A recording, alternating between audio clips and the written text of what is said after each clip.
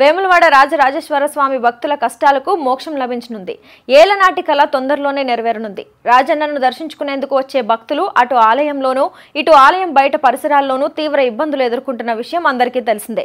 ఆలయ లోపల సరైన నిర్వహణ లేకపోవటమో లేక సరైన ఏర్పాట్లు చేయకపోవటమో కానీ మొత్తానికి రాజన్న దర్శనానికి వెళ్లే భక్తులకు మాత్రం క్యూ లైన్లలో తిప్పలు తప్పడం లేదన్నది అందరికీ తెలిసిన వాస్తవం. మరోవైపు దర్శనం చేసుకుని బయటకు సరదాగా షాపింగ్ చేద్దామనో లేదా పోచమ్మ గుడికో భీముని ఆలయానికో లేదా గదులకో బస్టాండ్కో వెళ్దామంటే కూడా ఆ ఇరుకైన రోడ్లలో రద్దీల్లో నడవాలంటేనే నరకం కనిపిస్తోంది.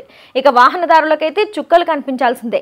ఎప్పుడెప్పుడు ఆ రోడ్లు విస్తరణ చేస్తారా, ఆ కష్టాలు ఎప్పుడు తీరుతాయా అని భక్తులతో పాటు స్థానికులు కూడా ఏళ్లుగా ఎదురు చూస్తుండగా ఇన్నాళ్లకు శుభవార్త వినిపించింది. ఇక ట్రాఫిక్ కష్టాలు దూరం కావడంతో పాటు మెరుగైన వసతులు కూడా అందుబాటులోకి రానున్నాయి. వేములవాడ మూలవాగు బ్రిడ్జ్ నుంచి గుడి వరకు ప్రస్తుతం ఉన్న రోడ్ను 80 ఫీట్లు వెడల్పు చేసే పనులను సర్కార్ శ్రీకారం చుట్టింది.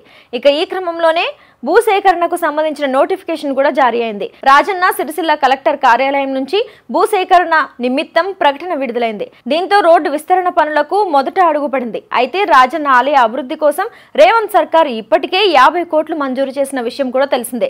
కాగా ప్రస్తుతం రోడ్డు వెడల్పు పనులకు కూడా ముందడుగు పడటంతో స్థానికుల్లో హర్షం వ్యక్తమవుతోంది.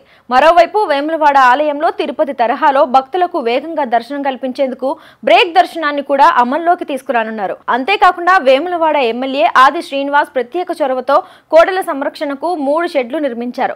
ఇక దాంతో పాటు గోశాలలో సీసీ నిర్మాణం, డ్రైనేజ్ నిర్మాణానికి కూడా పనులు మొదలు పెట్టారు. ఇదిలా ఉంటే తిరుమల తరహాలోనే వేములవాడలో కూడా భక్తులకు నిత్యాన్నదాన కార్యక్రమాన్ని ప్రారంభించనున్నట్లుగా మంత్రి పొన్నం ప్రభాకర్ ప్రకటించారు. కాగా నిత్యాన్నదాన సత్రం కోసం ఆలయ సమీపంలోని శివార్చన స్టేజ్ దగ్గర సత్రం నిర్మించాలని ప్రతిపాదనలు కూడా సిద్ధం చేయాలని అధికారులకు ఆదేశాలు కూడా జారీ చేశారు.